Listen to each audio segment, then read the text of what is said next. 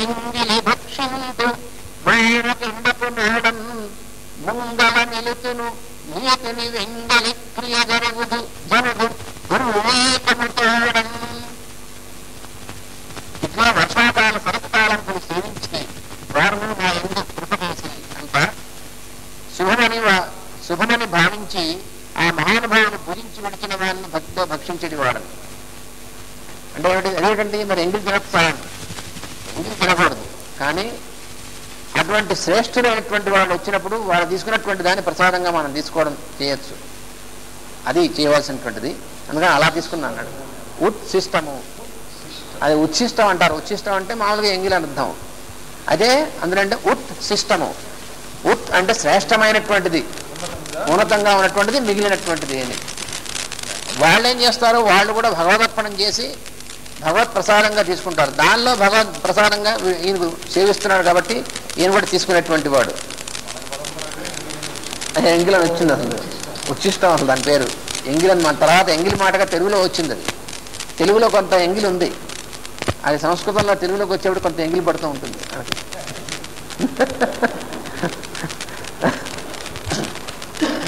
ఎండ వార దృష్టి నశించినది, వారి నియమములను అభ్యాసము చేసుకొని వారి ఎదుట నిలబడి ఉండేది వాడను. వివేకము కలిగిన కొరది వెర్రివాని వలె మరి దేని యందు అభిలాష నశించి వారి సాన్నిధ్యం ఒకటే మిగిలిను. చాలా తమాషా చెప్పారు ఇక్కడ. వివేకం కలిగిన కొద్దీ వెర్రివాళ్ళ అయ్యట. అదేమిటండి, మనం మామూలుగా అనుకుంటాం వివేకం కలిగిన కొద్దీ తెలివి గలవాళ్ళం అవుతామని. ఈ తెలివి ఏమిటి, మనం అనుకునే తెలివి సచ్చు తెలివి, అంటే లౌకిక వ్యవహారాల తెలివి. లౌకిక వ్యవహారాల తెలివి ఎంత పెరిగితే భగవంతుని అని తెలివి అంత తగ్గుతుంది మనకి. ఇది మనం చూస్తూనే ఉన్నాంగా, అంతే కదా. తల బరువెక్కిపోతుంది, తల బిరుసు కూడా ఎక్కుతుంది, గట్టిపడుతుంది అనమాట. లౌకిక జ్ఞానంలో తెలియగలవాడు అవుతున్నాడంటే మనం సంతోషించాల్సిన పని లేదు. మా వాడు మంచి తెలియగలవాడు, దేంతో బజార్కి వెళ్ళి సరుకులు తెస్తాం, ఎక్కువ తక్కువ ధరకు పట్టుకొస్తాడు బేరవాడి అని మనకి లౌకికంగా చాలా మంచిదే, కానీ పారమార్థికంగా పెద్ద విశేషం కాదు. అందువల్ల లౌకికమైనటువంటి తెలివి కాదు, చచ్చు తెలివి. ఇది తెలివి అంటే భగవంతుని అందు వచ్చినటువంటి అనుభూతి, అది తెలివి. కానీ మనం మామూలుగా ఇదంతా తెలివి అనుకుంటాం. అది తెలియనటువంటి మేరకు అర్థమవుతుంది తెలిసిన చాలా మంది. జాగ్రత్తగా పరిశీలించండి. ఎప్పటికి వెళ్ళిపోవచ్చినటువంటి వాడిని ఇప్పుడే తెలివి వచ్చిందంటారు. ఎప్పుడైనా చూసారా, గమనించారా? అంటే అర్థం ఏంటి, తెలివి అంటే మెలకువ రావడం తెలివి అంటారు. నిద్ర అనేటువంటి స్థితి నుంచి మెలకువ రావడమే తెలివి అంటే. కాబట్టి మనకు తెలివి అంటే అర్థం ఏంటంటే మెలకువ రావడం. దేని నుంచి మెలకువ రావడం? అజ్ఞానమైనటువంటి స్థితిలో భగవంతుని ఏంటి నిద్రపోతున్నాం మనం. మన భగవంతుని ఎంతసేపు గుర్తుంటాడండి రోజు మొత్తం మీద? అంటే నేను గుర్తుంటాడా? మనం మేలుకులు ఉన్నాయనుకుంటున్నాం. ఈ మేలుకులు మెలకువ కాదు, భగవంతుని ఏంటి మనం నిద్రపోతూ ఉంటాం. అందువల్ల భగవంతుని ఏంటి మేల్కాంచడం అనేటువంటిది అసలు తెలివి. ఆ తెలియక మనం తెలివి అనుకుంటూ ఉంటాం. అందుకని ఈ తెలివి కాదు అసలు. అందుకని ఇక్కడ చాలా చక్కగా చెప్పారు ఏంటంటే ఆ తెలివి లౌకికమైనటువంటి తెలివి తెల్లవారిందనమాట. అదే మనకు కావాల్సింది. లౌకికమైన తెలివి ఎంత ఉందని కాదు, భగవంతుని అందు మనకి ఎంత తెలివి వచ్చింది. భగవంతుని అందు తెలివి ఎంత వస్తే మనం లౌకికంగా అంత వెర్రివాళ్ళ ఉంటాం. అది కూడా ఉంది. అదొక చికాకండి, బాగా కష్టమైన చూపిస్తున్నాను.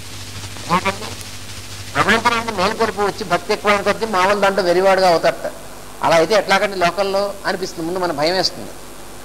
ఆ రెండు ఉండకూడదు, రెండు ఒక చోట ఉండవు రా అబ్బాయి అన్నాడు కబీర్ దాస్. సంత కబీర్ ఆయన కూడా ఒకసారి అంటాడు, తమాషాగా చెప్తాడు. పియా చాహే ప్రేమరస్ రాఖా చాహే మాన్ ఏక్ మ్యాన్ మే దో ఖడ్గ్ దేఖా సునాన ఖాన్ అంటాడు. చాలా తమాషా చెప్తారు ఆయన. వేమన కబీర్ అందరూ కూడా తమాషా చెప్తారు వాళ్ళు. నీకు ప్రేమరసం అంటే, ప్రేమ అంటే భక్తి. అక్కడ ప్రేమరసం కావాలా నీకు? నీ మానవమానాలు నీవన్నీ అట్టబెట్టుకో కుదరదన్నాడు. ఇది కావాలి అది కావాలి చూసుకోన్నాడు. నీకు భక్తి రసం ప్రేమరసం కావాలంటే నీ మానవమానాలు నీ ఆత్మాభిమానం ఇవి వదులుకోవాలి, నీ ప్రెస్టీజ్ ఇవన్నీ కూడా. అది కావాలంటావా అది ఉండదు. రెండు కావాలి. రెండు అంటే ఒక అర్థం రెండు కత్తులు పెడతాయన్నాడు. జ్ఞాన్ అంటే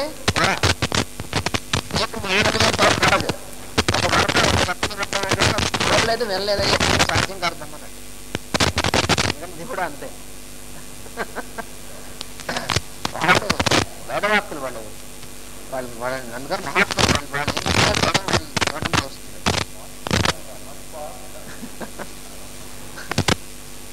చిన్న చిన్న మాటల్లో చెప్తారు.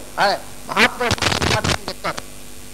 మహాత్ములు ఎప్పుడు కూడా భగవంతుని దగ్గరగా ఉన్నటువంటి వాడు. భగవంతుడు ఎప్పుడు సింపుల్ గా ఉంటాడు కాబట్టి మహాత్ములు కూడా సింపుల్ గానే ఉంటారు. భగవంతుడి కంటే కొంచెం దూరంగా ఉన్నటువంటి వాళ్ళు, ఈ మామూలు లౌకికమైన తెలివి ఉన్నటువంటి వాళ్ళకే పాండిత్యం అనుకుని చాలా ఎక్కువ కాంప్లికేట్ చేస్తుంటారు, మెయింటైన్ చేస్తుంటారు. ఎందుకంటే భగవద్ అనుభూతి ఎప్పుడు కూడా సింపులే, చాలా తేలిగ్గా ఉంటుంది భగవద్ అనుభూతి. కానీ మన మనసు సింపుల్ కాదుగా, అది వచ్చిన ఇబ్బంది. ఆనందంగా ఉండడం అనేటువంటిది చాలా తేలిక, కానీ తేలిగ్గా ఉండడం అనేటువంటిది కష్టం. అది మనకు వచ్చింది మనస్సు, మానవుడి యొక్క మనసుకు వచ్చిన ఇబ్బంది, అదే కాంప్లికేషన్. అదే మనం పోగొట్టుకోవాల్సింది. అందువల్ల ఇక్కడ ఏం చెప్పారంటే, వివేకం కలిగిన కొలది వెర్రివాని వలె. అది మామూలుగా చూస్తే ఏమిటిది అనిపిస్తుంది. వివేకం కలిగితే తెలివివాడు అవుతాడా వెర్రివాడు అవుతాడా అని మనకు అనిపిస్తుంది. చూస్తే పొరపాటు అనిపిస్తుంది మామూలుగా చూస్తే. వివేకం కలిగిన కొద్దీ వెర్రివాడి వలె మరి దేని యందు అభిలాష నశించి వారి సాన్నిధ్యం ఒక్కటే మిగిలిన. అది నారద మహర్షి చెప్తోంది. అదొక్కటే మిగిలిందిటండి. శరత్కాలం అంతయు కూడా వారిని సేవించింది. వారికి నా యందు దయ కలిగినది. మాస్టర్ గారు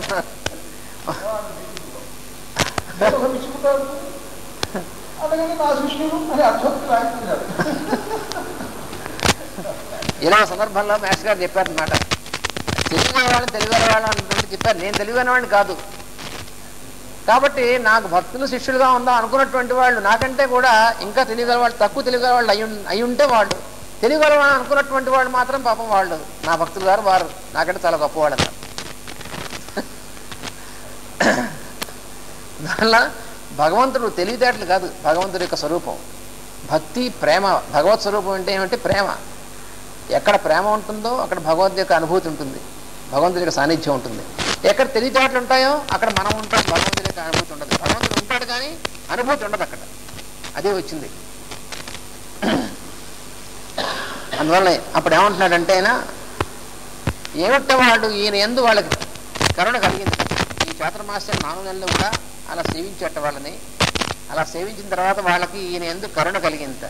కరుణ కలిగితే ఏం చేశారంటే వాళ్ళు వారని కృష్ణ చరిత్రముల్ చదువగా వర్ణింపగా పాడగా ఆరావంబు సుధారహ ప్రమితమై యశ్వంతమున్ వీనులందరంబై పరిపూర్ణమైన మరి సంతోషించి నేనంతటం ప్రారంభించితి విష్ణు సేవకితర ప్రారంభదురుండనై.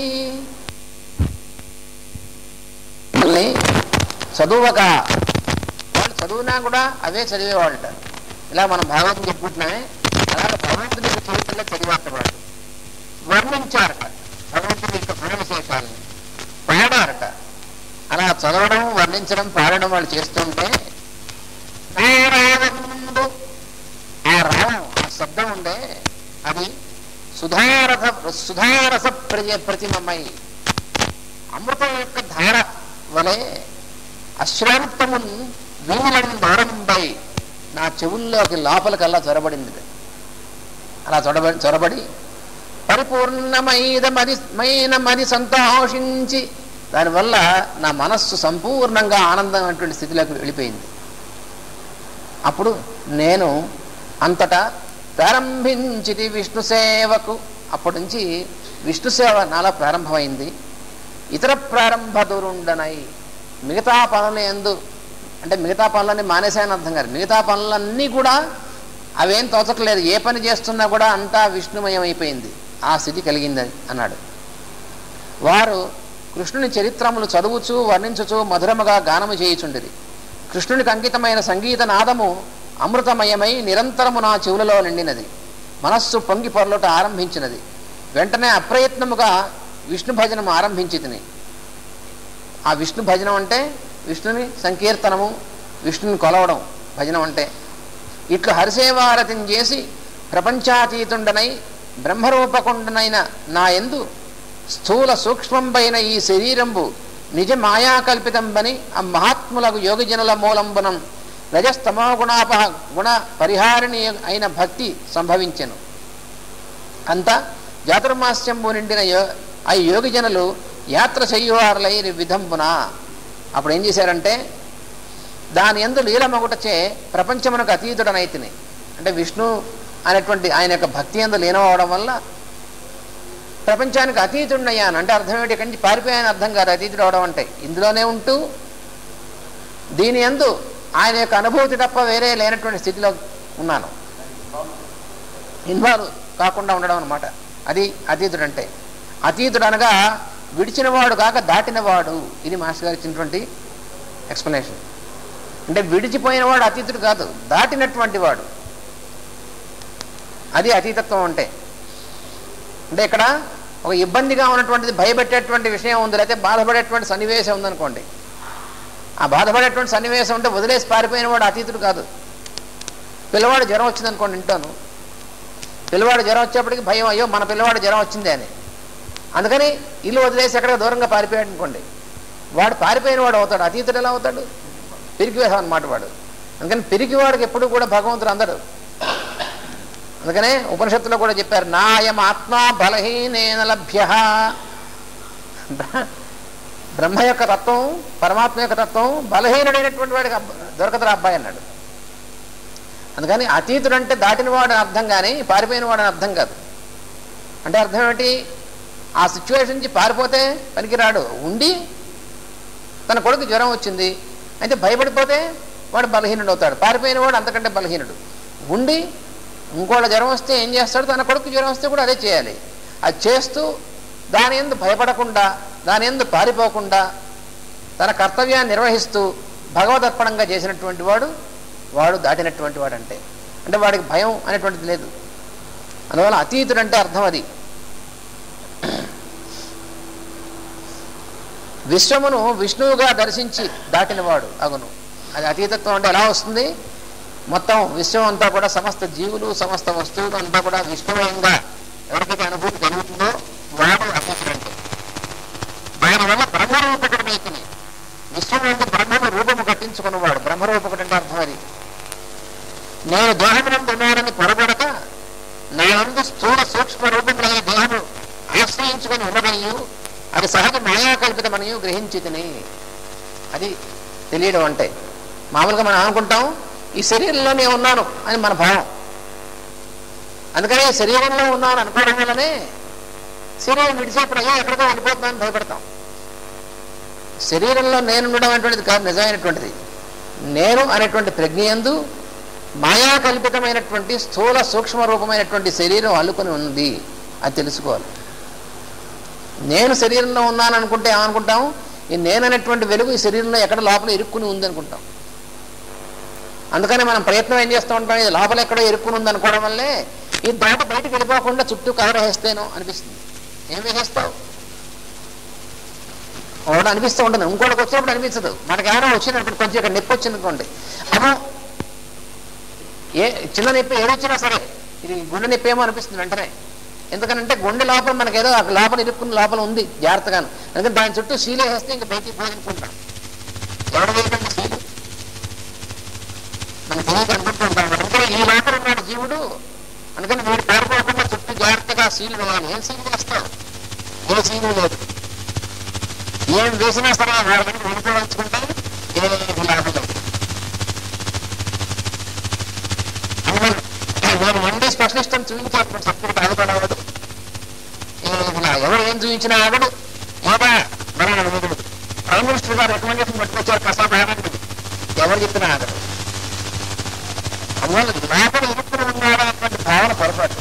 నేను అనేటువంటి వాడు లోపల ఇరుక్కుని లేదు. ఈ శరీరము న్యాయంగా కల్పింపబడింది. అది తెలుసుకోవాలి. అది తెలుసుకున్నటువంటి వాడు ఆ స్థితి కలిగిందన్నమాట. శరీరం అనేటువంటి దేని వల్ల శరీరాన్ని తెలుసుకున్నా స్థూల సూక్ష్మ రూపమైనటువంటి రూప ఇది మన శరీరం అంటున్నాం. దీన్ని మనం అనుకుంటామంటే నిత్యం ఈ ఉండిపోయేటువంటి అనుకుంటాం, కానీ నిత్యం అలా ఉండిపోయేటువంటిది కాదు. అసలు ప్రతి క్షణం మారుతూ ఉంటుంది. అది తెలియదు మనకి. ఎప్పుడో ఒకసారి మనం మృత్యు వచ్చింది వెళ్ళిపోతున్నాం శరీరం వదిలేసి అనుకుంటాం, కానీ అనుక్షణం మనకు మృత్యువు అనుక్షణం జన్మ అనేటువంటి కలుగుతూనే ఉంది. తెలియదు మనకు. అదేంటి ప్రతిక్షణం మృత్యు ఏమిటండి? ఎందుకు కాదు? ఇప్పుడు ఈ క్షణంలో ఉన్నటువంటి పరమాణువులుగా ఉన్నాయా? వచ్చే క్షణంలో ఉన్నటువంటివి కావే. ఈ చెయ్యి ఇలా పెట్టాం, ఇలా పెడితే ఈ చేతిలో ఇప్పుడున్నటువంటి పరమాణువులు కావే వచ్చే క్షణంలో ఉన్నటువంటివి. ఈ ఊరికే ఆకారాన్ని నిలబడింది కాసేపు, కానీ ఈ ఆకారంలోంచి కొన్ని కోట్ల పరమాణువులు అలా వెళ్ళిపోతూ ఉంటాయి, ఇందులోకి వస్తూ ఉంటాయి, ఇందులో పోతూ ఉంటాయి. దీని మృత్యువు. ఇదే మృత్యువు అంటే, మార్పేగా మృత్యువు అంటే. అమ్మో అయితే ప్రతిక్షణం చచ్చిపోతున్నాం, ఏం భయం, అందుకనే మృత్యు అంటే మృత్యు భయం ఏం లేదు. అందువల్ల ఇదంతా కూడా ఏమంటే స్థూలం అనుకుంటున్నాం మనం. స్థూలంగా కనిపిస్తున్నటువంటిది, దానిలో సూక్ష్మమైనటువంటిది, ఇదంతా కూడా నేను అనేటువంటి ప్రజ్ఞనందు కట్టుకుని ఉంది, అల్లుకుని ఉంది. ఈ కల్పనే మాయా కల్పితము. ఇలా కల్పించి ఉండడమే దాన్ని ఆ అమెరికన్ మాయ అంటారు. అదొక టెక్నికల్ టర్మ్ మాయ అంటే. అది తెలియక ఏదో అనుకుంటూ ఉంటారు. అందుకని మాయా కల్పితం. ఈ మొత్తం నేను దేహమునందు ఉన్నా అని పొరపడక నా యందు స్థూల సూక్ష్మ రూపమైన దేహము ఆశ్రయించుకొని ఉన్నదనియు అది సహజ మాయా కల్పితమనియు గ్రహించి తిని అన్నారు. ఆ యోగిజనుల సాంగత్యమున రజస్తమస్సుల మాయము చేయు భక్తి నా యందు నిండినది. అందువల్ల భక్తి నా యందు రజస్తమస్సుల్ని మాయం చేసేటువంటిది. ఎందుకని రజస్తమస్సుల్లో ఎప్పుడైతే మనం ఇరుక్కుని ఉంటామో అప్పుడే వీటి యందు అమ్మో అనేటువంటి భయం ఇవన్నీ ఉంటాయి. వారి యొక్క సాన్నిధ్యం వల్ల నాలో భక్తి అనేటువంటిది కలిగింది. భక్తి ఎప్పుడైతే కలిగిందో రజస్తమస్సులు వాటంతనవి మాయమైపోయాయి. అందువల్ల ఏమిటంటే పెద్దల యొక్క సాన్నిధ్యం, పెద్దల యొక్క సాంగత్యం అనేటువంటి దానివల్ల మనం సాధన చేస్తే వచ్చేటువంటి దానికన్నా చాలా తొందరగా వస్తుంది. అది పెద్దలు చెప్పినటువంటి. పెద్దల్ని ఎప్పుడైతే సేవిస్తామో, వాళ్ళ యొక్క సాన్నిధ్యంలో ఎప్పుడైతే ఉంటామో, అప్పుడు మనం ఎంతో ప్రయత్నం చేస్తే వచ్చేటువంటి స్థితి అప్రయత్నంగా మనకు వస్తుంది. అది నారద మహర్షి ఇక్కడ మనం చూపించినటువంటిది. అందుకు పెద్దల యొక్క సాన్నిధ్యం అనేటువంటిది, సేవ అనేటువంటిది. ఇంతలో వారి దీక్ష పూర్తి అయినది. నాకు ఈ స్థితి వచ్చింది, లోపల 4 నెలలు అయిపోయింది, వారి దీక్ష పూర్తి అయింది. వారు బయలుదేరిపోవచ్చు నా యందు అనుగ్రహం చూపిరి. వాళ్ళు దీక్ష అయిపోయింది. దీక్ష అయిపోయిన తర్వాత ఒక క్షణం ఉండరు అక్కడ. ఎప్పుడు ఆ యోగిజనులు అయినటువంటి వాళ్ళు ఎప్పుడు తిరుగుతూ ఉంటారు. ఎప్పుడు ఎవరికి ఎక్కడ అవసరమో వాళ్ళకి ఎక్కడ వాళ్ళు ఉపయోగపడాలో అలా ఉపయోగపడి తిరుగుతూ ఉంటారు. వాళ్ళ ఒక చోట అనేటువంటిది ఏం లేదు. ఎందుకని ఒక చోట ఏంది ఇది నాది అనేటువంటి భావం లేదు కాబట్టి వాళ్ళు ఎప్పుడు తిరుగుతూ ఉంటారు. అందువల్ల వాళ్ళు ఈ దీక్ష అయిపోయింది కాబట్టి బయలుదేరుతున్నారు. వాళ్ళు ఆ బయలుదేరుతున్నప్పుడు నా యందు అనుగ్రహం చూపించారు. అన్ని మాసములు ఏ అపచారము చేయక, చపలత్వము లేక, తమకు నిత్యము నేను చేసిన ఉపచారములలో భక్తి యోగం ఉన్నదని గ్రహించిరి. వాళ్ళు చూశారట, ఎంత చక్కగా చేశాడు సేవలు ఈ పిల్లవాడు, ఎంత భక్తితో చేశాడు అనేటువంటిది చూశారట వాళ్ళు. తమ్ము చూడక తమ యందున్న విష్ణువును చూచి కొలిచితని గ్రహించి సంతోషపడింది. అది వాళ్ళు చూసినటువంటిది. వాళ్ళు ఎవరో యోగజనులు వచ్చారు, వాళ్ళకి ఏదో నేను సేవ చేస్తున్నాను, మళ్ళీ నేను సేవ చేస్తున్నాను అనుకున్నాడు, మళ్ళీ తనే ఉంటాడు. అక్కడ ఉంది ఇబ్బంది అంతా. నువ్వు చేస్తున్న మంచి పని అయినా సరే, సేవ చేస్తున్నావు, మంచి పనులు, ఇతర జీవులు సేవ చేస్తున్నావు, సత్సంగత్యం అంత బాగా, నేను చేస్తున్నాను ఉంది అనుకో, అప్పుడు మళ్ళీ నువ్వే ఉంటావు, సేవ ఉంటుంది. అక్కడ పెద్ద ఇబ్బంది. నేను చేస్తున్నాను అనేటువంటి దాన్ని కూడా సమర్పణ చేసినప్పుడు భగవంతుడు ఉంటాడు, భగవద్ యొక్క అనుభూతి ఉంటుంది. లేదా నువ్వు చేసేది మంచి పని చేస్తున్నా సరే నేను చేస్తున్నాను అన్నప్పుడు లిమిట్ అయిపోతుంది. అక్కడే ఉంది. దాన్నే క్షుద్రత్వం అంటారు. క్షుద్రత్వం అంటే క్షుద్రోపాసన అంటారు దాన్ని. క్షుద్రోపాసన అంటే చాలామంది ఏమనుకుంటారంటే ఏవో వేరు వేరు ఉపాసనలు, అదిగా క్షుద్ర ఉపాసన అంటే. క్షుద్ర దేవతలు అంటూ ఉంటారు. అంటే దేవతలు క్షుద్రం ఉంటారా అంటే పోలేరమ్మ ఇవన్నీ క్షుద్ర దేవతలు అంటూ ఉంటారు. అవి కూడా క్షుద్ర దేవతలు అంటే అవి దేవతలు క్షుద్రం కాదు, మన భావన క్షుద్రం. అక్కడ క్షుద్రం అంటే చిన్న సంకుచితం అని అర్థం. క్షుద్రం అంటే వేరే తిట్టు కాదు, అది సంకుచితమైనటువంటిది. అఖిలాండ కోటి బ్రహ్మాండ నాయకుడు అయినటువంటి వాడు భగవంతుడు అయినటువంటిదేమో మహా ఉపాసన. అదే భగవంతుడిని నా ఇంట్లో ఉన్నటువంటి చిన్న మూర్తిగా చూస్తాను, ఇంతవరకే లిమిట్, నా ఇంటి వరకే లిమిట్ అంటావా అంటే ఏమిటి, నా గ్రామానికి మాత్రమే దేవత, అందుకు క్షుద్ర దేవత అన్నారు. క్షుద్ర అంటే అది అర్థం. అందువల్ల తమ చూడక తమ ఎందున్న విష్ణువుని చూచి కొలిచిది నేను గ్రహించి సంతోషపడిరి, సంప్రీతులైరి. కపటము లేని వారు అగుటచే వారికి దీనుడనైన నా యందు దయా ఆపేక్ష కలిగినవి.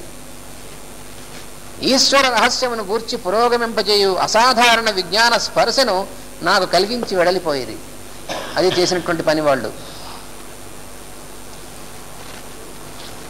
అపచారంబులు లేక నిత్య పరిచర్యా భక్తి యుక్తుండనై చపలత్వ కృష్ణతత్వంబును మాని నే గొలువగా సంప్రీతులై వారు నిష్కపటత్వంబున దీనవత్సలతతో కారుణ్య సంయుక్తులై ఉపదేశించిరి నాకు ఈశ్వర రహస్యోపహార విజ్ఞానము.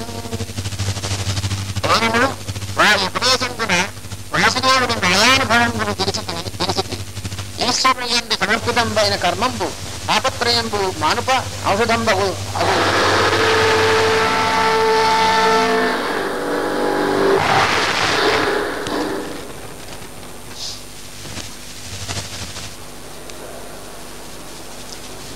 ఈశ్వరుని యందు సమర్పితంబైన కర్మంబు తాపత్రయంబు మానుప ఔషధంబగు. ఏ ద్రవ్యంబు వలన ఏ రోగంబు జనించే ఆ ద్రవ్యంబు ఆ రోగంబు మానుపనేరదు. ద్రవ్యాంతరంబుల చేత అయిన చికిత్స మానుపనోపు.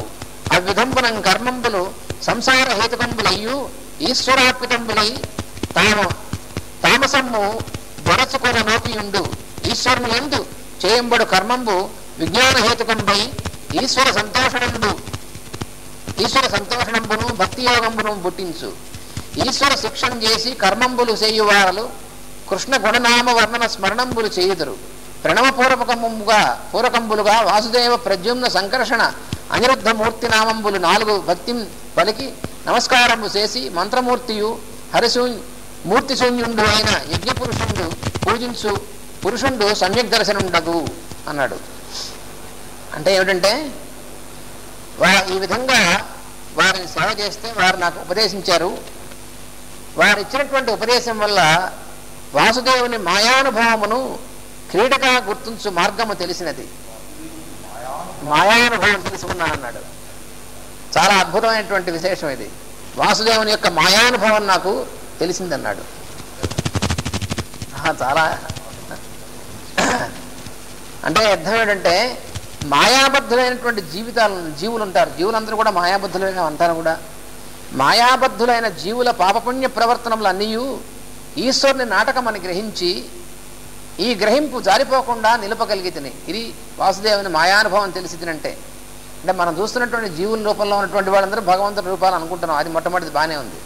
కానీ వాళ్ళ ప్రవర్తన కూడా భగవంతుని యొక్క లీలగా, అదే భగవంతుని యొక్క లీల అనేటువంటి జారిపోకుండా ఉన్నటువంటి స్థితి, అది ఈశ్వరుని యొక్క మాయానుభవం తెలిసింది నాకంటే.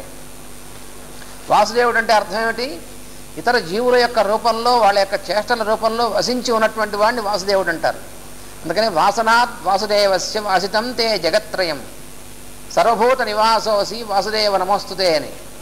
అందుకని సమస్త భూతముల యందు కూడా వారి యొక్క చేష్టల రూపంలో వసించి ఉండేటువంటి వాడు కాబట్టి ఆయనకు వాసుదేవుడు అని పేరు. అందువల్ల మాయానుభవం అంటే అర్థం ఇది. మామూలుగా అంటే అర్థం ఏంటి? మాయ అంటే ఏమిటి?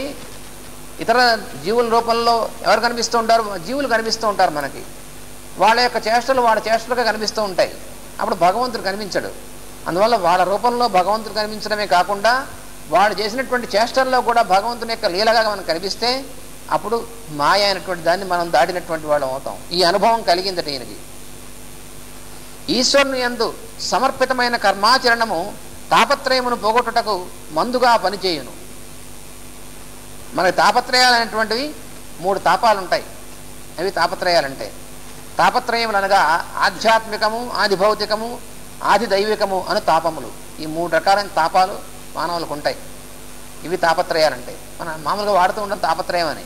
ఏమిటి తాపత్రయం? వాడు చాలా తాపత్రయం ఎక్కువ అంటే అంటున్నాం. ఏమిటి తాపత్రయం ఎక్కువ అంటే? ఈ 3 తాపాలు ఉన్నాయి. అందులో ఆధ్యాత్మికము మొదటిది తన్ను గూర్చిన భయాదుల వల్ల కలుగు తాపము. ఇదే ఆధ్యాత్మికం అంటే. ఇక్కడ ఆత్మ అంటే తన గురించినటువంటిది అని అర్థం. ఆధ్యాత్మికమైనటువంటిది మొదటి తాపం అండి. ఆధ్యాత్మికమైన తాపం అంటే ఏమిటి? నాకేమవుతుందో, నాకు జబ్బు వస్తుందేమో, లేదా నాకు ఎలా ఉంటుందో అని తన గురించినటువంటి భయం అంతా కూడా ఉంటుందే. ఇది మొదటి తాపం అన్నాడు. ఇదేగా భయం. దీన్నే జీవులందరికీ కూడా ఉన్నటువంటి లక్షణాలు ఏముంటాయో చెప్పాడు శంకరాచార్య వారు. ఆహార నిద్ర భయమైథునానాం సామాన్యమే తత్ పశుభిర్నరాణం అన్నాడు. పశువులకి మానవులకు కూడా సమానంగా ఉండేటువంటి లక్షణం ఇదే అన్నాడు.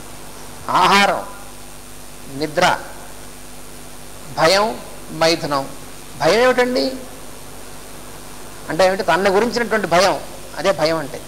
నాకేమవుతుందో అదే కానీ భయం. అది ఇంకా మానవుడికి వచ్చినప్పటికీ వచ్చేప్పటికి ఇంకా ఎక్కువ. పశువులకి ఆ భయం అనేటువంటిది చిన్న కొంచెం ఉంటుంది, మానవుడికి మహాభయం. అందుకనే మనం ఇన్సూరెన్స్ మొదలైనటువంటివన్నీ కనిపెట్టాడు మానవుడు.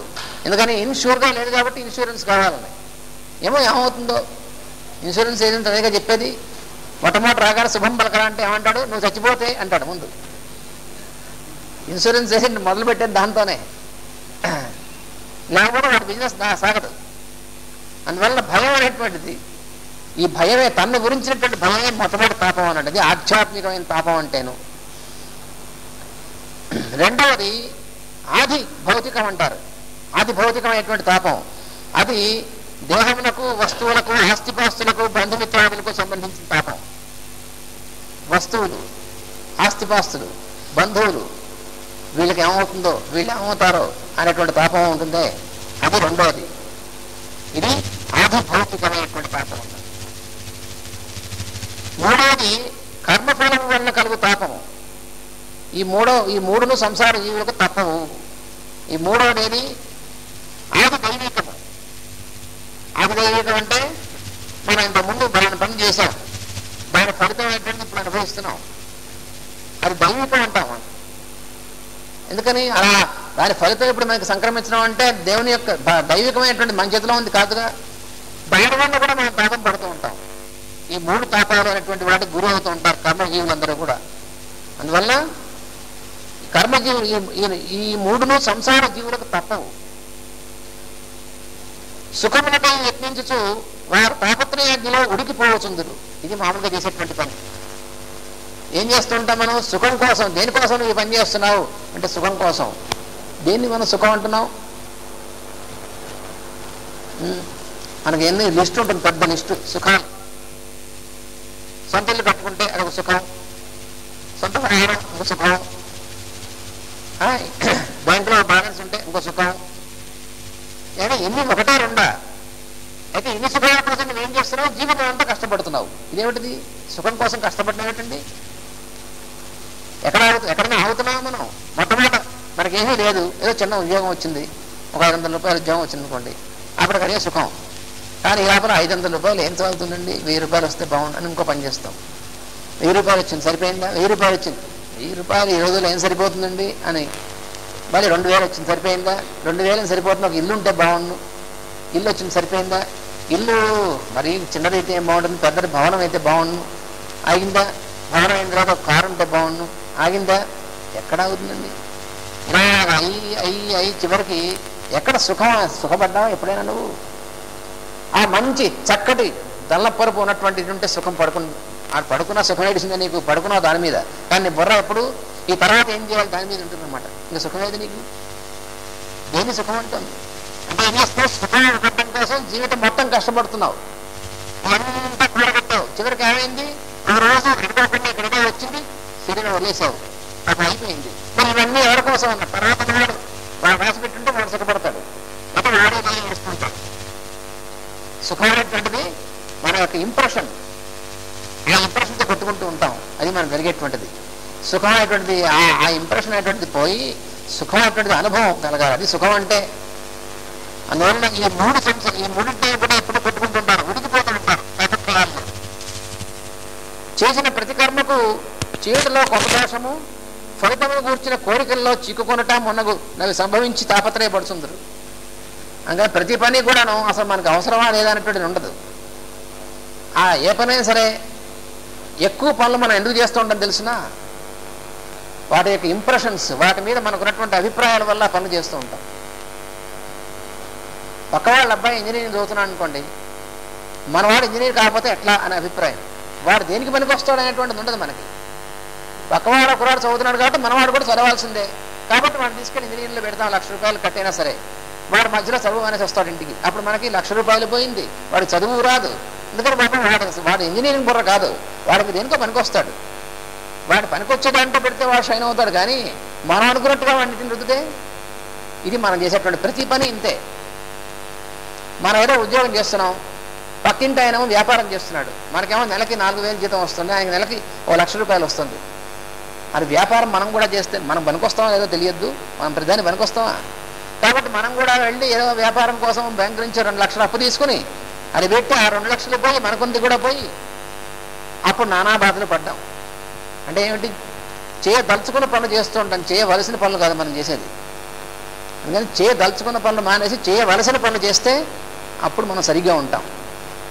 అందుకని దేంట్లో ఏం చేస్తూ ఉంటాం? ప్రతిదీ కూడాను మనం చేసేటువంటి పనిలో దోషం కొంత ఉంటుంది, తర్వాత ఫలితాన్ని గురించినటువంటి కోరికలు. పైగా ఏమిటి? మనం మొదలెట్టగానే ఫలితం గురించి మొదలెట్టినప్పుడు కదా ముందే అసలు క్యాలిక్యులేషన్ అంతా కూడా. ఏదైనా ఒక పని చేయాలంటే ఈ పని చేస్తూ తర్వాత చివరికి వచ్చేటువంటి రిజల్ట్ ఏమిటి? రిజల్ట్ ఓరియంటెడ్ అంటూ ఉంటారు చూసారా? అది డొక్కు తెలియదు అనమాట. అది రిజల్ట్ ఓరియంటెడ్. రిజల్ట్ నీ చేతిలో ఉందా? రిజల్ట్ ఓరియంటెడ్గా చేయాలండి అంటూ ఉంటారు. అంటే అసలు ఏమి మోస్ట్ అన్ప్రాక్టికల్ ఫెలో అనమాట వాడు. రిజల్ట్ ఓరియంటెడ్ అనుకున్నటువంటి వాడు మనం మామూలుగా చూస్తే మోస్ట్ ప్రాక్టికల్ ఫెలో అనుకుంటాడు వాడు. ప్రాక్టికల్ కాదు, రిజల్ట్ వాడి చేతిలో ఉందే. అంటే పొలం తప్పకుండా పంట తీరుతుందని నువ్వు గ్యారంటీ ఇస్తే నేను పొలంలో విత్తనాలు వేస్తాను. అదే నేను ఎవడు గ్యారంటీ ఇస్తాడు? ఏమండి? రోగం డెఫినెట్గా తగ్గించేస్తాను మీరు గ్యారంటీ ఇవ్వండి డాక్టర్ గారు, అప్పుడు నేను మందు పుచ్చుకుంటా అన్నట్టుగా ఉంటుంది. ఎవరిని ఇవ్వగలండి గ్యారంటీ? ఎవరికి గ్యారంటీ ఉంది? ఆ సృష్టిలో ఎవరికైనా గ్యారంటీ ఉంది అసలు? అలాగా రిజల్ట్ ఓరియంటెడ్ అనుకున్నటువంటి వాడు ఎందుకు పనికిరాని వాడు ఎప్పుడు వాడు సుఖపడలేడు. వాడు ఎప్పుడు ఏం చేయాలో చేస్తే చేయవలసినటువంటి పని దాని ఫలితం భగవంతుడికి అర్పణ చేయి, అప్పుడు నీకు భయం లేదు. అలా ఉండదు. అందువల్ల ఫలితమును గురించిన కోరికల్లో చిక్కుకొనట మొన్నగానే సంభవించి తాపత్రయపడుతుంది. దీనికి ఔషధం ఏది? దీనికి ఏమైనా జబ్బు, ఈ జబ్బుకి మందేమిటండి అనే ఆలోచనలో కొందరు కర్మల ఆచరణమును సన్యసించి భ్రష్టులు కుదరు. కొంతమంది ఏం చేస్తారంటే పనులు చేస్తే కదా ఇబ్బందులన్నీ వచ్చి అసలు పని చేయకుండా ఉంటేనో అని చెప్పి పనులు మానేస్తారు. వాళ్ళు భ్రష్టులు అయిపోతారు అన్నారు. కొంతమంది మెట్టవేదని చెప్తారు, పనులు చేస్తే అన్ని దుష్ఫలితాలు వస్తాయి కాబట్టి అసలు పనులు చేయడం మానేసి కూర్చో. భగవద్గీతలో చెప్పాడు, డొక్క చించుతా అని చెప్పాడు కృష్ణుడు. పనులు మానేసేటువంటి వాడు అసలు పనికి మాలినవాడు. అసలు ఏం పనులు మానేయగలవు నువ్వు పనులు మానేసి కూర్చుంటా అన్నావు. ఉచ్ఛ్వాస నిశ్వాసాలు మానేయి, అది కూడా పనేగా. భోజనం చేయడం మానేయి, అది కూడా పనేగా. ఇది ఎందుకు మానకూడదు? అంటే అవి కాదండి, మామూలుగా చేయాల్సిన పనులు మానేసి కూర్చుని చక్కగాను 24 గంటలు ధ్యానం చేస్తూ కూర్చుంటాను. అయితే నీకోసం ఇంకోటి వండి పెట్టాడు, కూర్చోవాలి ధ్యానం చేస్తూ తంతాడు. భగవద్గీత కృష్ణుడు ఒప్పుకోడు అలాగా. అందుకని పనులకు కొట్టేసేటువంటి వాళ్ళు కాదు నిజమైనటువంటి జ్ఞానులు అంటే. కానీ కొంతమంది అనుకుంటారనమాట ఇవన్నీ కూడా ఇబ్బందులు చిక్కులు వస్తాయి కాబట్టి పనులు చేస్తే అసలు పనులు చేయకుండా ఉంటే ఫలితమే రాదుగా, అసలు బాధ లేదనుకుంటాడు వాడు. అట్లుగాక విశ్వమును విష్ణువుగా దర్శించి వానికి సమర్పితముగా కర్మలను సన్యసించి కర్తవ్యములుగా ఆచరించినచో అవి కర్మలు అనబడును. వాని ఆచరణ ఒక్కటే తాపత్రయమును పోగొట్ట ఔషధం. అందువల్ల ఈ తాపత్రయాల నుంచి బయటపడాలంటే మందు ఒకటే అన్నాడు. పనులు చేయడం తప్పదు, తప్పించుకోవడం వీల్లేదు. పనులు తప్పించుకుందాం అనుకున్నావా ఇంకా సందులో పడతావు. ఎవడైతే తప్పించుకుందాం అనుకుంటాడో వాడు తప్పకుండా అందులో పడతాడండి. ఏదైనా చూడండి, ఒక పని గురించి భయపడి తప్పించుకుని పారిపోయాడు అనుకోండి, అంతకంటే ఎక్కువ రెస్పాన్సిబిలిటీలో పడాల్సి వస్తుంది, బలవంతాన వేయబడుతుంది. అందుకని మనకు వచ్చేటువంటి బాధ్యతలు తప్పించుకునేటువంటి ప్రయత్నం ఎవడూ చేయకూడదు. బాధ్యతల గురించి భయపడేటువంటి వాడు ఎందుకు పనికిమాలిన వాడు. ఒక బాధ్యత గురించి తప్పించుకుంటే అంతకంటే ఎక్కువ బాధ్యత పడుతుంది, అయితే అప్పుడు చచ్చినట్టు చేయాల్సి వస్తుంది. అందుకని ఏం చేయాలంటే నువ్వు చేయవలసినటువంటి పనులని విష్ణువుకి సమర్పితంగా చేయి. విష్ణువు అంటే భగవంతుడు, అంతర్యామికి సమర్పణ చేసి చేయి. దాని ఫలితం ఏమిటో నీకు అనవసరం. నువ్వు చేయవలసిన పనులు నీ యొక్క కర్తవ్యంగా చేయి. నువ్వు అలా చేసినటువంటి వాడు తాపత్రయం నుంచి బయటపడతాడు అబ్బాయి అన్నాడు. అదొకటే మందు. ఏ ద్రవ్యము వల్ల రోగం పుట్టునో వాని రోగం ఆ ద్రవ్యం మానుపనేరదు. అంతే కదా. మన కడుపు నొప్పి దేంతో వచ్చిందో అది మరి కాస్త తింటే ఇంకాస్త కడుపు నొప్పి ఎక్కువ అవుతుంది. అందువల్ల మరి ఒక ద్రవ్యంను ఉపయోగించి చికిత్స చేయవలను. ఇది సామాన్య ధర్మము. ఇది కాక విశేష ధర్మం ఒకటి ఉన్నది. అంటే సామాన్యంగా ఉన్నటువంటి ధర్మం అనేగా విశేష ధర్మం ఒకటి ఉంది. ఏమిటంటే కర్మలు సంసార బంధమునకు హేతువులు. అవే భగవంతునికి అర్పితములైనప్పుడు తమ్ము తాము నశింపజేసుకున్నాను. అక్కడ ఉంది అసలు. భగవంతుడి యొక్క అర్పితంగా చేసి మనం కర్మ చేస్తే ఏ పనైనా సరే అప్పుడు దానిలో ఉన్నటువంటి మంచి చెడ్డలు అవన్నీ కూడా అక్కడ రెక్టిఫికేషన్ అంతా కూడా ఆయన చూసుకుంటాడు. అది మనం చేయవలసినటువంటిది. ఈశ్వరుని యందు సమర్పితమైన కర్మలను ఆచరించుట విజ్ఞానమునకు హేతువై ఇతరుల రూపములున్న ఈశ్వరునకు సంతోషము కలిగించును. అది చేసేటువంటిది. మనం చుట్టూ ఉన్నటువంటి వాడి రూపంలో ఉన్నటువంటి భగవంతుడు ఉంటాడు. ఆ రూపంలో ఉన్నటువంటి భగవంతుడికి ఆ సంతోషం కలిగించాలంటే ఏం కలిగిస్తుంది? ఈ రకమైనటువంటి చేస్తే కలిగిస్తుంది. భగవంతుడు అర్పితంగా చేసినటువంటి కర్మల వల్ల సంతోషం కలుగుతుంది. అంటే మనం ఇంట్లో భార్యని పోషిస్తున్నాను అనుకుంటాడు ఒక్కొక్కడు. అలా నేను పోషిస్తున్నాను అనేటువంటిది కాకుండా వాళ్ళందరి రూపంలో ఉన్నటువంటి భగవంతుడికి నా ద్వారా సేవ జరుగుతుంది అనుకున్నాడు అనుకోండి, అప్పుడు ఎప్పుడు ఇబ్బంది ఉండదు. నేను పోషిస్తున్నాను అనుకున్నాను అనుకోండి, అప్పుడే అక్కడ షార్ట్ సర్క్యూట్ అవుతుంది. అప్పుడు వాడికి ఏమవుతుంది? ఒకసారి నేనే కనుక వీళ్ళని పోషించకపోతే ఎవడు పోషిస్తాడు అనేటువంటి ప్రశ్న పుడుతుంది వాడికి. ఒకసారి అనిపిస్తుందిగా నేనే లేకపోతే వీళ్ళ సంగతి ఎవడు చూస్తాడు? నీకంటే బాగా చూసేటువంటి వాడు ఉంటాడు రాని సమాధానం ఉంటాడు. అంతే కదా. ఒక ఆయన అన్నట్టు నేనే కనుక నేను పెళ్లి చేసుకోకపోతే నీవు యాభై ఉండే దానివే అని, నీకంటే చాలా మంచివాడు వచ్చేవాడు భర్తగా అంటాడు. దాన్ని తప్ప ఒక ఆయన అందుకే నేనే చేసుకోకపోతే మీకు ఆఫీస్కి టైంకి అంటే ఎవరు పెట్టేవారు అని, అంటే నీ జేజమ్యం చేసుకునేవాడిని చేసి పెట్టేది అన్నట్టు వాడు. అంటే సిస్టమేటిక్ ధర్మం అంటే నువ్వే లేకపోతే ఈ పని ఎవరు నువ్వు లేకపోతే నీకంటే బాగా చేసేటువంటి వాడు ఉంటాడు, నీకంటే మీలాంటి చావటక్కర్లేదు అని సమాధానం. అందుకని నేను చేస్తున్నాను అనేటువంటి దాని అయితే అంతే, ఏ పనైనా అంతే. నేను చేయడం అంటూ ఉండదు. తెలుసుకోవాల్సింది ఏంటంటే భగవంతుడి యొక్క దీంట్లో భగవత్ స్వరూపులైనటువంటి జీవులు మన కుటుంబంలో ఉన్నటువంటి వాళ్ళైనా సరే, మన చుట్టూ ఉన్నటువంటి సొసైటీ అంటాం మనం, దాంట్లో ఉన్నటువంటి వాళ్ళైనా సరే, ఎవరైనా సరే ఆ రూపంలో ఉన్నటువంటి భగవంతుని యందు సమర్పకంగా మనం చేసేటువంటిది. కానీ నువ్వేం చేస్తున్నావు, నువ్వేమిటి చేసేందుకు అది తెలుసుకోవాలి. అందుకని విశేషమైనటువంటి ధర్మం ఇది. అదే భగవంతుడికి అర్పితమైనప్పుడు, అప్పుడు ఎప్పుడైతే భగవంతుడికి అర్పితంగా మనం కర్మను చేస్తామో అప్పుడు అవి మనకి అంటుకోవు, మనని బాధ పెట్టవు, అని బాధలుగా ఉండవు. అప్పుడు ప్రణవముతో కలిపి వాసుదేవుడు, ప్రద్యుమ్నుడు, సంకర్షణుడు, అనిరుద్ధుడు అని 4 నామములు భక్తితో పలికి నమస్కారం చేయుచున్నచో ఒక రూపమున నిబద్ధము కానివాడు మంత్రమూర్తియగు యజ్ఞపురుషుడిగా ప్రసన్నుడగును. ఇది ఒక ఉపాసన, చాలా అద్భుతమైనటువంటి ఉపాసన. భాగవతంలో తప్ప మనకి ఎక్కడ కనబడదు. 4 వ్యూహాలు అనేటువంటివి ఉన్నాయి. భగవంతుడు వ్యూహస్వరూపుడు. భగవంతుడి యొక్క రూపాలన్నీ పర, వ్యూహ, అంతర్యామి, అర్చావతార స్వరూపాలు అంటారు. పర అనేటువంటి స్వరూపం ఒకటి భగవంతుడికి, విభవ వైభవ స్వరూపం అనేటువంటిది ఒకటి, అంతర్యామి స్వరూపం ఒకటి, పర, విభవ, వ్యూహ, అంతర్యామి, అర్చావతారం, ఇలాగా 5 స్వరూపాల్లో ఉంటాడండి. అందులో వ్యూహములు అనేటువంటిది ఒక స్వరూపం భగవంతుడికి. అంటే రూపాతీతుడు అయినటువంటి వాడు భగవంతుడు. మామూలుగా రూపాతీతుడు. ఒక రూపంగా మనం పెట్టుకుంటాం, ఒక విగ్రహం పెట్టుకున్నాం భగవంతుడు, ఆ విగ్రహం అనేటువంటి రూపం మనం పెట్టుకున్నాం. ఎందుకని? ఆ రూపంగా ముందు మనకి అభ్యాసం అవుతే అప్పుడు చుట్టూ ఉన్నటువంటి రూపాలన్నీ కూడా అటువంటి రూపాలైనటువంటి అభ్యాసం మనకు కలగడం కోసం, అందుకు మనం పెట్టుకుంది.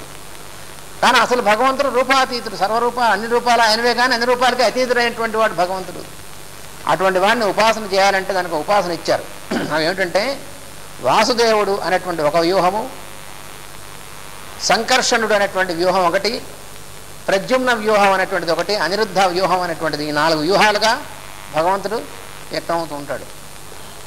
అయితే ఈయన ఉపాసించేటువంటి మార్గం ఒకటి భాగవతంలో ఇచ్చాడు.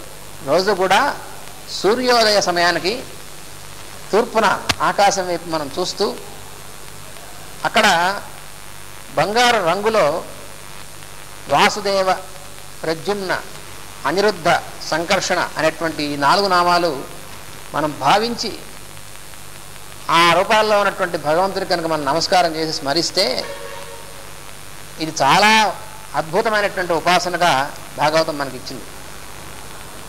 ఈ ఉపాసన చేసినటువంటి వాళ్ళు అవ్యక్తం రూపాతీతుడైనటువంటి భగవంతుని యొక్క అనుభవంలో తొందరగా పొంది ఆ భగవత్ అనుభూతిలో నిరంతరం ఉండేటువంటి స్థితి వాళ్ళకి కలుగుతుంది.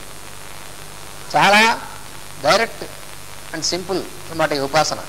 రోజు ఆ సూర్యోదయ సమయానికి మనం ఆకాశం ఎలా ఎర్రగా ఉంటుందో అక్కడ చూసి ఆ బంగారు సువర్ణాక్షరాలతో ఈ 4 నామాల్ని అలా ఉన్నట్టుగా భావించాలన్నమాట. నామాలు రాసినట్టుగా, ఆకాశంలో రాసినట్టుగా అలా భావించి ధ్యానం చేసి ఒకసారి నమస్కారం చేస్తే 4 స్మరించి వాసుదేవాయ నమః, సంకర్షణాయ నమః, ప్రద్యుమ్నాయ నమః, అనిరుద్ధాయ నమః అని 4 కనుక ధ్యానం చేస్తే మనలో చాలా అద్భుతమైనటువంటి మార్పులు వస్తాయి. చాలా చక్కటి ధ్యానం అది. ఈ మంత్రములను ఓం నమో భగవతే వాసుదేవాయ ఇలా మార్చుకోవాలన్నమాట. వాసుదేవ వ్యూహాన్ని ఓం నమో భగవతే వాసుదేవాయ, అలాగే ఓం సంకర్షణాయ నమః, ఓం ప్రద్యుమ్నాయ నమః, ఓం అనిరుద్ధాయ నమః అని ఈ ముందు ఓంకారంతో కూడి ఉండాలి. ఈ చూసేటువంటి అక్షరాలతో ఓంకారంతో మొదలెట్టి ఈ నామాలు ఉండాలన్నమాట. అలా ఉన్నట్టుగా మనం భావించాలి అని చతుర్థి విభక్తిలో పలుకవాయను.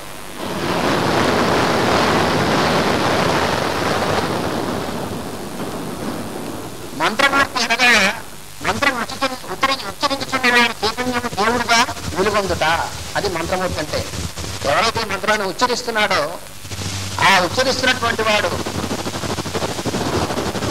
మన యొక్క చైతన్యం అంటే మనలో ఉన్నటువంటి చైతన్యం భగవంతుడిగా వ్యక్తం అవుతుంది.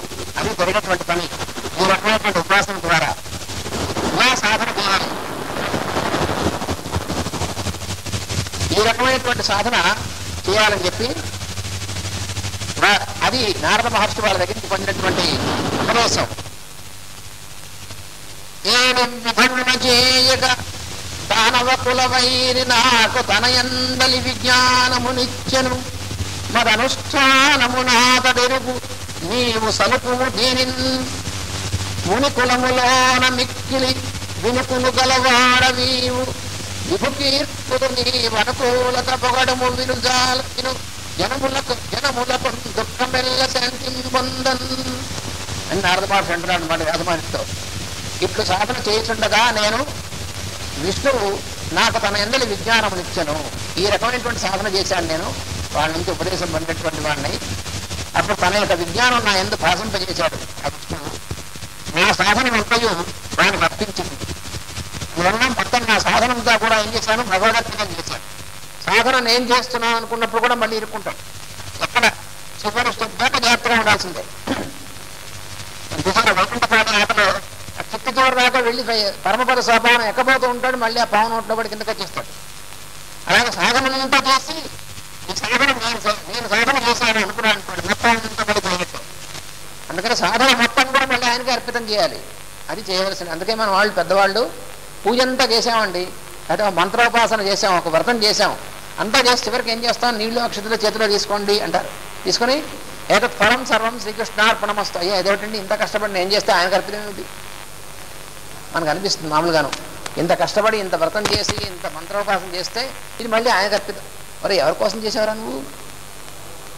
ఆయనకు అర్పితంగా కాదు నువ్వు చేసింది. అలా ఆయనకు అర్పితం చేసేటువంటి బుద్ధి రావడం కోసమే ఈ ఉపాసన చేసింది. అది తెలుసుకోవాలి. ఇన్నాళ్ళు మంత్రోపాసన ఎందుకు చేశావు? భగవదర్పణ చేసేటువంటి బుద్ధి నీలో రావడం కోసం చేశావు. అందుకోసం అది ఎప్పుడైతే నీలో వచ్చిందో భగవంతుడికి అనుభూతి వచ్చినట్టే నీకు. అక్కడ దాకా వచ్చి అయ్యయ్యో నేను కష్టపడి చేసింది భగవదర్పితం అంటే ఇంకా అసలు నీకేం రానట్టే లెక్క అసలు. అంటే నువ్వు ఇంకా ఫస్ట్ స్టెప్లోనే ఉన్నావు అనమాట. అందువల్ల నువ్వు అట్లే అర్పింపు. ఇది వ్యాసమహర్షితో నారద మహర్షి చెప్పింది. మునులలో నీకు తెలుసున్న విషయములు ఎవరు ఎరుగరు కదా, నీవు నావలే విష్ణు గుణ కీర్తనము అలవర్చుకొనము. అందువల్ల ఏమయ్యా, భగవంతుడి యొక్క గుణకీర్తనం అనేటువంటిది నువ్వు అనవర్చుకుంటే అప్పుడు అసలు నీకు కొరతే లేదు. ఎందుకంటే విజ్ఞానం కాదు కావాల్సింది. విజ్ఞానం అంతా శాస్త్రాలు విజ్ఞానం ఇవన్నీ కూడా ఒక ఎత్తు.